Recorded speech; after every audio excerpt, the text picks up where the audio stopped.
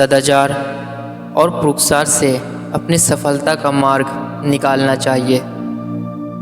सफलता रूपी लक्ष्मी हमेशा पुरुषार्थी व्यक्ति का ही वर्ण करती है। आलस्य, प्रमाद या पलायनवादिता को झाड़ फेंके। पुरुषार्थ परम देव है। बीते हुए कल का पुरुषार्थ आज का प्रारंभ है। सफलता मिलने पर उसका गर्व नहीं करना चाहिए और विफलता मिलने पर उदास नहीं होना चाहिए। कई बार प्रयत्न करने पर भी असफलता मिले फिर भी अपना पुरुषार्थ न छोड़े। ऐसा करते निश्चय अपने जीवन में अवश्य सफलता पाता है। जीवन में कभी भी ऐसा अवसर आता है कि चारों ओर निराशा का गहन अंधकार छाया हुआ दिखाई देता है।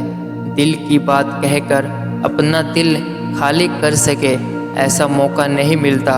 फिर भी यदि पुरुषार्थ शुभ के लिए होता है तो प्रकृति की कोई घटना जीवन में पूर्ण आशा एवं उत्साह का संचार कर देती है।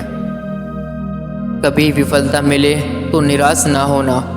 ईश्वर प्राप्ति के लिए सिद्धार्थ ने पत्नी पुत्र राजपाट तक का त्याग करके जंगल का रास्ता अपना लिया था, किंतु लक्ष्य हासिल नहीं हो रहा था। सिद्धार्थ निराश हो रहे थे। इतने में एकाएक उनकी दृष्टि पेड़ पर चढ़ते हुए एक कीड़े पर पड़ी। उन्होंने देखा कि एक कीड़ा पेड़ पर चढ़ रहा है और गिर रहा है, फिर चढ़ रहा है, फिर गिर रहा है। ऐसा करते करते वह अत्यधिक कोशिश कर चुका था, लेकिन फिर भी वह नीचे गिर रहा था। फिर उसने देखा कि कीड़ा ऊपर चढ़ा, लेकिन वह नीचे नहीं गिरा, फिर ऊपर ही चढ़ता गया। आखिरकार 11वीं बार वह चढ़ ही गया।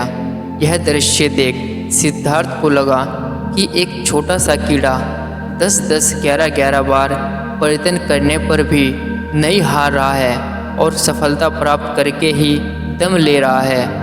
तो मैं क्या अपना लक्ष्य छोड़कर कायरों की तरह भाग के नश्वर राज्य संभालूंगा?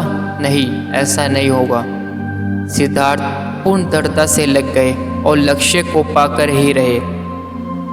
वे ही सिद्धार्थ आज भी महात्मा बुद्ध के नाम से लाखों करोड़ों हृदयों द्वारा पूजे जा रहे हैं। यदि तुम्हारा पुरुषार्थ शास्त्र सम्मत हो, सद्गुरु द्वारा अनुमोदित हो, लक्ष्य के अनुरूप हो तो सफलता अवश्य मिलती है। पुरुषार्थ तो कई लोग करते हैं। ऐसा पुरुषार्थ से क्या फायदा जो कोई लाभ ना हो सके। सुनी है ये एक कहानी भी। एक बार चूहों की सभा हुई। चूहों के अगुआ ही ने कहा, पुरुषार्थ से ही सफलता मिलती है एवं अब हमें निराश होने की कोई ज़रूरत नहीं है। जाओ तुम सब पुरुषार्थ करके कुछ ले आओ, कोई भी खाली हाथ नहीं आएगा। सब चूहे सहमत हो गए और दौड़ पड़े। एक चूहा सपेरे के घर में घुस गया और बांस की एक सख्त पिटारे में उतरता हुआ चला गया और उसमें उतरने के बाद उसके मुंह से खून भी निकलने लगा। फिर भी उसने पुरुषार्थ नहीं छोड़ा। प्रभात होने तक वह बड़ी मुश्किल से एक छेद कर पाया। जैसे ही चूहा पिटारे में घुसा तो रात भर से भूखे सांप ने उसको अपना निवाला बना लिया। ठीक इसी तरह मूर्ख अज्ञानी मनुष्य भी सारा जीवन नश्वर वस्तुओं को पाने के पुरुषार्थ में लगा देते हैं, किंतु अंत में क्या होता है? काल रूपी सांप आकर चूहे को निगल जाता है। ऐसे पुरुषार्थ से क्या लाभ? शास्त्र कहता है, परम पुरुष पर ब्रह्म परमात्मा के लिए जो यत्न किया जाता है वही पुरुषार्थ है।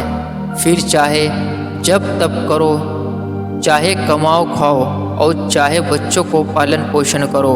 यह सब करते हुए भी तुम्हारा लक्ष्य, तुम्हारा ध्यान यदि अखंड चैतन्य की ओर है तो समझो कि तुम्हारा पुरुषार्थ सही है। किंतु यदि अखंड को भूलकर तुम खंड खंड में अलग अलग दिखने वाले शरीरों में उलझ जाते हो तो समझो कि तुम्हारा पुरुषार्थ करना व्यर्थ है।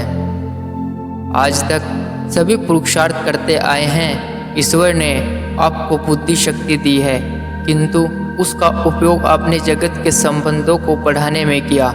ईश्वर ने आपको संकल्प शक्ति दी, किंतु उसका उपयोग आपने जगत के व्यर्थ संकल्पों विकल्पों को बढ़ाने में किया। ईश्वर ने आपको क्रिया शक्ति दी, किंतु उसका उपयोग भी आपने जगत की नश्वर वस्तुओं को पाने में ही किया। किसी से पूछो कि ऐसे पुरुषार्थ से क्या फ़ायदा, तो क्या कहेगा? परीक्षा के दिनों में सुबह 4 बजे उठकर पढ़ता था, मैं बीए हो गया, मैं एमए हो गया, बढ़िया नौकरी मिल गई, फिर नौकरी छोड़ के चुनाव लड़ा तो उसमें भी सफल हो गया। आज एक साधारण परिवार का लड़का पुरुषार्थ करके मंत्री बन गया। फिर आप पूछो कि भाई अब आप सुखी हो, तो जवाब मिलेगा और सब तो ठीक है, लेकिन लड़का कहने में नहीं चलता है तो चिंता होती है, रात को नींद नहीं आती है। यह क्या पुरुषार्थ का वास्तविक फल है? नहीं। तो सच्चा पुरुषार्थ क्या है?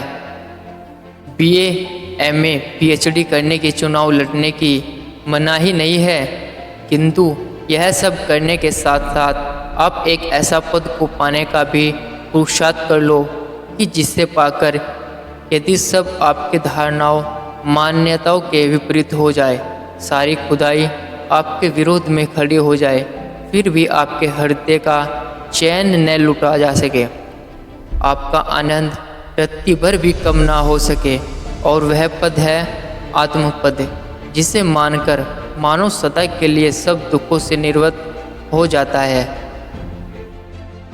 परमात्मा के लिए क्या गया हर कार्य पुरुषार्थ हो सकता है, किंतु सांसारिक इच्छा को लेकर की गई परमात्मा की पूजा भी वास्तविक पुरुषार्थ नहीं हो सकती। बेटे बेटी को जन्म देना, पाल पोष कर बड़ा करना, पढ़ाना लिखाना एवं अपने पैरों पर खड़ा कर देना, बस केवल यही पुरुषार्थ नहीं है।